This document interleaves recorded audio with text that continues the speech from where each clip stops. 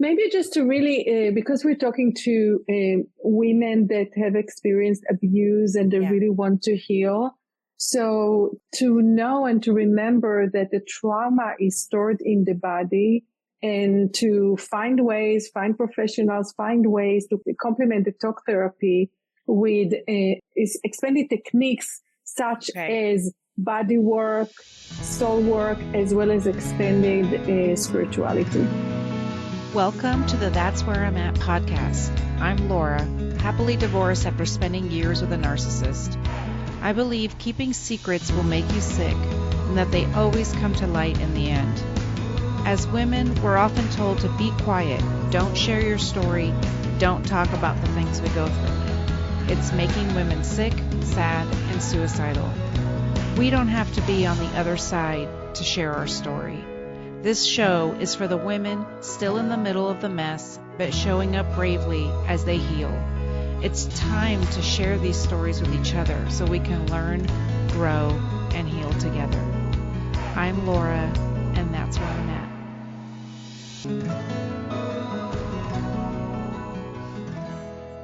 Hey, it's Laura.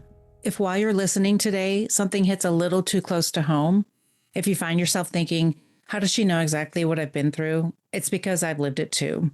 I want to remind you that I offer one-on-one coaching for women who are ready to stop questioning their worth, heal from the mind games, and start reclaiming a life they actually want to wake up to. Check the link in the show notes to book a call today. Now here's the episode.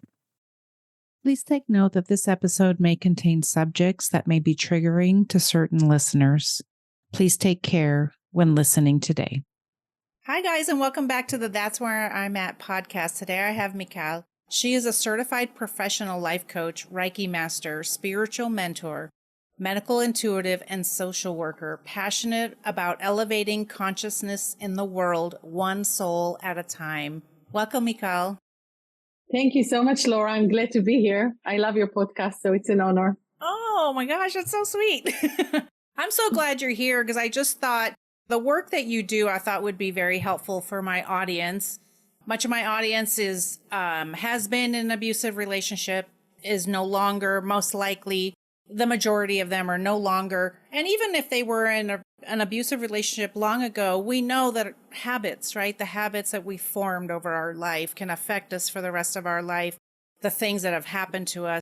So I'm glad you're here to talk about how we can heal, and no matter what age we're at and no matter how long ago it has been. So tell me how you got into doing what you're doing.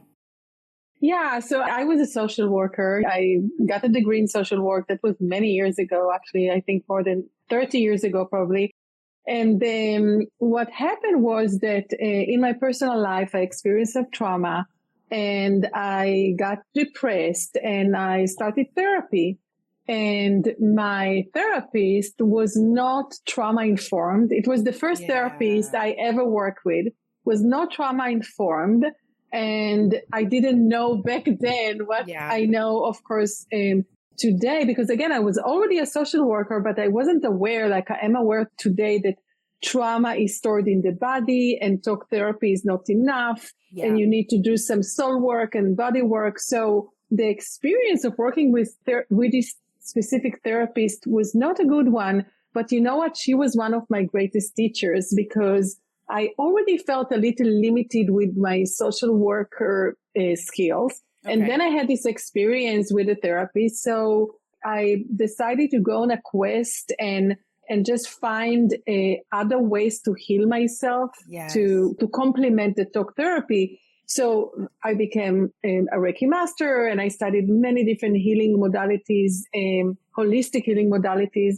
And then becoming a life coach was just a natural thing because I think today I combine all my skills that I acquired throughout the years with a traditional talk therapy, but it's much more expanded. Yes, that's amazing that you did all that. And it's true. I know that so many people I've talked to today or even on the show that they have had an experience and now they're helping others because we don't want anyone to go through what we went through, right? When we learn and we want to help others. And that's definitely what's been happening to me. And so that's interesting. How can people decide what they might need other than talk therapy? Like, how do you even? It's a perfect question to ask Okay, me. I'm great. excited about the question. I'll tell Okay, you good. why. Because what many people don't realize, including professionals, don't realize is that the best guidance that we can receive is actually from our soul, from within ourselves. And when I say soul, I really mean this pure essence of ourselves, the pure essence of who we are.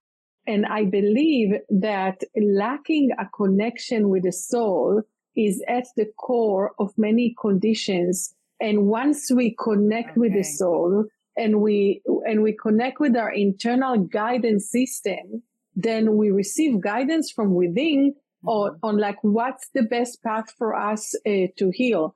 Yeah. So then if you go to a traditional, a classical, let's say, therapist who is not, knowledgeable about other ways to, like to expand the work, and it's just talk therapy, then they would use what they learned in school, and will help you like unpack the trauma and revisit it and see what happened. And that was me in the beginning when I was a social worker. But today, fast forward, one of the reasons why I wrote my book, Becoming Soulful, because I believe that both for the client and the professional and the therapist, once we become soulful and we receive the guidance from within ourselves, then the healing is so deep and sustainable. Does it make sense? Yes. It does make sense. Let's get real. Gaslighting isn't just a buzzword. It's that sick, spiraling feeling in your gut when they say, "That's not what I said. You always twist things," or "You're too sensitive. I was just joking." Yeah, I can totally relate. I spent 33 years with someone who made me feel like I was the problem every time, no matter what. That's why I wrote You're Not Crazy, Reclaiming Your Sanity and Self-Worth After Narcissistic Abuse. Because you deserve to trust your gut again. You deserve to trust you. And spoiler alert, you were never the problem. Gaslighting is the main tactic of a narcissist. This book won't fix your ex, but it will help you fix your peace. Just check out the link in the show notes to get your copy today. Don't wait to start your healing. How do you think that people can choose what they really would? I don't know, should they just try different things? I know for me, because I've tried different things. I've done tapping, I've done hypnosis, therapy, different things. And I know that they've all helped a certain part of my body and a certain part of my healing. And I don't know. So speak more on that. Yeah. So I want to give you an example, if it's okay. Just a conversation the other day with the client that she's a client of mine for a long time. I don't know, maybe 2 years or even more. And when she reached out to me, it's interesting how sometimes, people reach out with like a problem they have in mind, but we don't even realize, or they don't even realize that there's so much underneath. Yes. So she reached out to me because she felt stuck with a house. She wanted to sell the house and the house was in chaos. And she was like, I'm stuck with the house. I can't sell it. So apparently on the surface, just a problem of selling the house. Now, after I think a few months of work with her, almost a year, I think, one time I took her through a journey inside. I call it the journey into the soul. And this is a process of like a deep guided visualization that I take people through to connect with her soul and receive messages from within. And because she felt stuck with the house, I made her in the guided visualization stand at the door of her house and really listening and connecting to her soul and asking her soul, why is it so hard for me to sell this house and to move forward with my life? Yeah. And the information that came within was truly amazing because it was the first time that she connected what happened in her childhood and then in her marriage. She was abused. She had an alcoholic dad in her childhood, and then she was married to an alcoholic who abused her as well. And I knew all that. What I didn't know is that in her childhood, she had this habit of like getting to the house and standing at the door and listening really well to see if she hears her dad's voices inside. Yeah. to know if it's safe or not. When she heard the noises and knew that it's not safe, she would go hide on a tree. She had like a tree house. Wow. And the house didn't feel safe for her. So this process of connecting with her soul really brought up the clarity that to this day, when she stands at the door at her house, even though she's 60 years old, right, she doesn't feel safe at her own house. And it was the dialogue she made with her soul that brought this clarity. And when we were done with this process of healing and connection with the soul, she opened her eyes and she said, I am safe now. I no longer have to go and hide on the trees. And she made the connection really through the clarity she got from her soul that the unsafety was really related to her past. And after this session, she started to develop a really, really good relationship with her house and just feeling very safe and fell in love again with her house and didn't want to sell it anymore, you know? So I'm giving it as an example just because recently I had a conversation with her about the whole process. And actually they're part of her story that are in my book also. She gave me permission because this is an example for something that we couldn't make it up or we couldn't plan it, or no therapist could really lead her to see this connection, or not to see, to feel. Yeah. It was what she felt when I took her to the guided visualization, and she really felt it in her body that brought her clarity. So if I go back to your question, what do we do? So there are some practices of connecting with the soul that I love taking people through. And then in my book, I'm very practical. So I give really practical practices. For example, just something so simple as sitting quietly with yourself, placing your hands on your heart.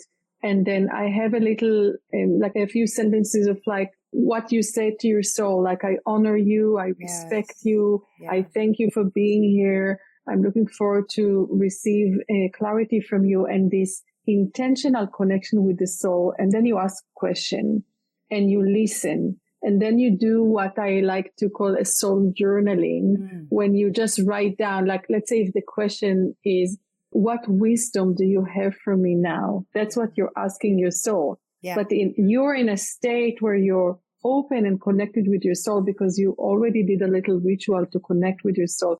Or maybe your question is something like, what am I meant to learn here? What's the lesson? Because our soul really wants us to learn and expand. So those practices of really connecting within, asking a question, dialoguing, that brings some clarity. Of course, I cannot explain the whole process like in a few minutes, but I'm just like giving you an example. But I think it's also different for different people because whatever fills up your soul may be different than what fills up my soul. Oh, right. But once you know that, what fills up your soul, then you can really create this connection with your soul. Mm-hmm.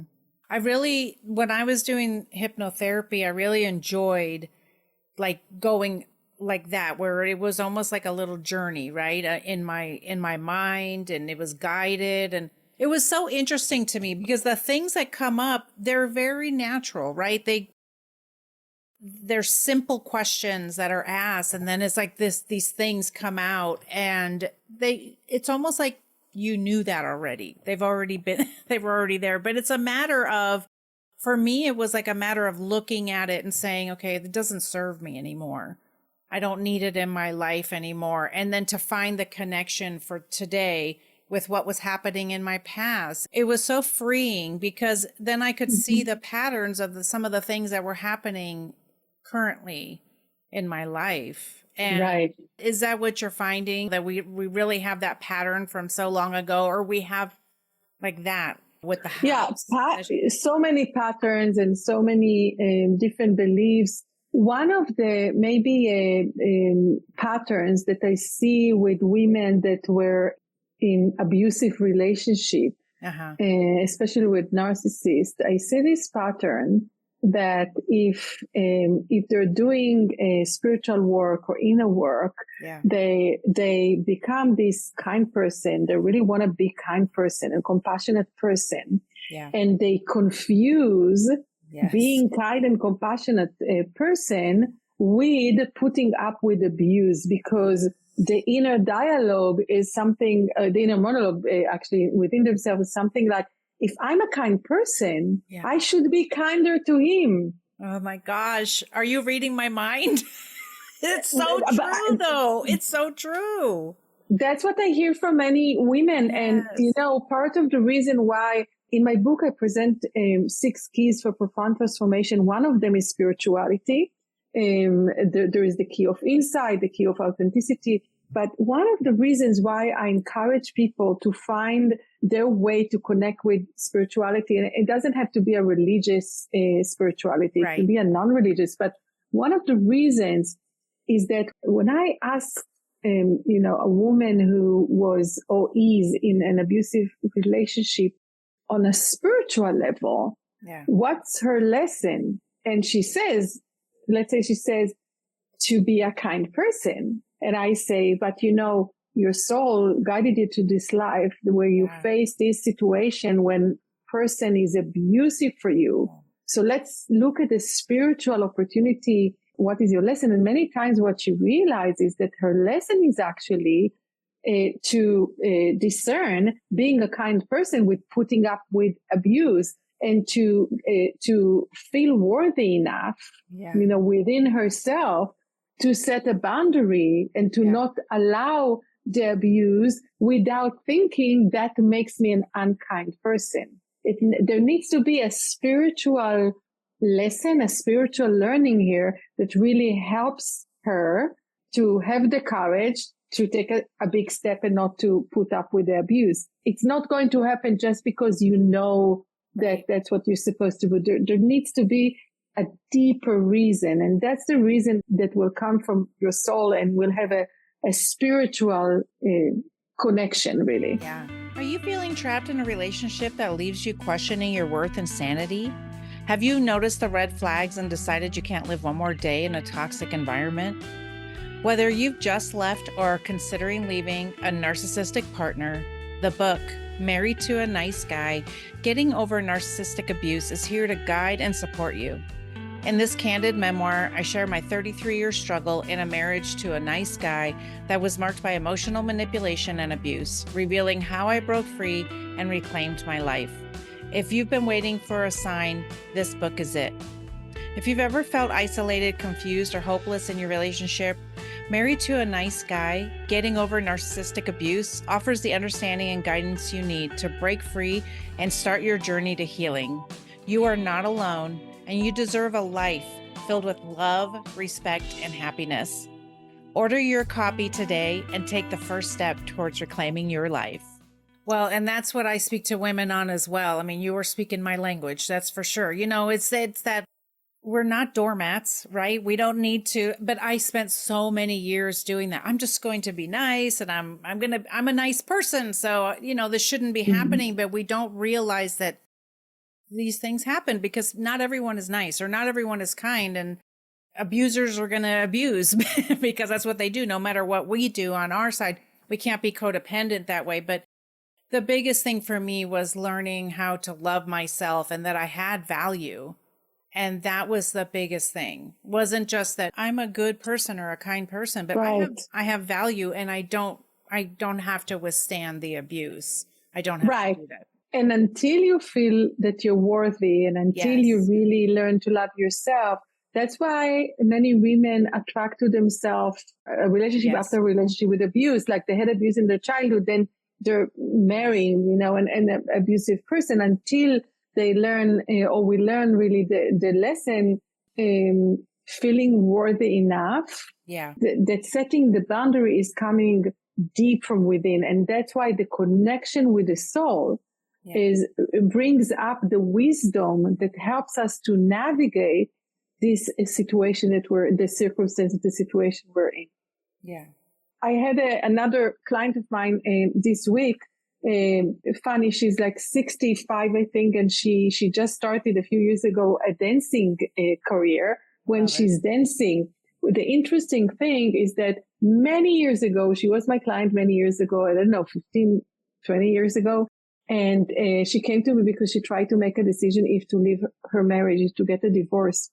And one of the things that came up for her when she was trying to decide if to get a divorce was how small she felt. Wow. That she felt very small. Yeah. And now, fast forward, I mean, she got a divorce, and now fast forward, we just had this conversation this week, how she would never imagine that she will be a dancer on the stage, a competitive dancer on the stage at her age, like over 60. Right. And I reminded her, do you remember many years ago when you felt so small, and now you're taking the space on the stage and then you're dancing your way through life. So yeah, miracles can happen when you connect with the soul and you receive the right guidance to you that can helps you navigate in life, like healing trauma, especially from an abuse. Yes. Well, and you just say that so well, because I've talked about that. I haven't been able to say it exactly how I want to say it, but it's always like, when are you living the life you want to be living? Because I always say I don't promote divorce, but I don't promote people staying in abuse. But I say, are you living the life you want to be living? Because if you're not, and that's what it was me, of course, narcissists will drive you so insane that you go to therapy. And it was in therapy that I woke up and started to realize I have value, I have worth, and that he was unwilling to participate in our life where I wasn't being abused, and it was only about him, right? And so I often say that is this the life you want to be living? If not, there's something else that you should be doing. I totally agree with that. But I wouldn't say that all the women that came to work with me because of unhappy relationship, they ended up getting a divorce. I remember many, many stories of women that actually stayed in the relationship, but they went through a transformation themselves. And then when the other side agreed to also do their own transformation and work together, it worked. Of course, there are many situations when a woman ended up getting a divorce, but I don't think that's always the solution. Right. But if we get a divorce and we don't do the inner work, then we just bring the same patterns into the next relationship. So it's really, really important to do the deep healing. Yes. Well, we're running out of time. And so I just wanted to ask before I sign us off and everything, but what's one more thing that you would like, if there's anything else that you would like the audience to know before we say goodbye today? Maybe just to really, because we're talking to women that have experienced abuse and they really want to heal. So to know and to remember that the trauma is stored in the body, and to find professionals, find ways to complement the talk therapy with expanded techniques such as body work, soul work, as well as expanded spirituality. Okay, that's wonderful. And where can everyone get a hold of you if they want to work with you? Yeah, so my website is beaconsofchange.com, beacons with S of change.com. And if you're listening to this interview, to this podcast before August 6th, 2024, then my website will be the best place. And if it's after August 6th, 2024, my book should be already in Amazon. And it's Becoming Soulful, Michal Spiegelman. I'm so excited for you. That's so great. And we'll put all the information in the show notes so everybody can get a hold of you. Thank you so much for being here and for just taking such good care of us. I love your heart and I love what you're doing for women. Thank you so much. My audience is really going to resonate with that. Thank you, Laura.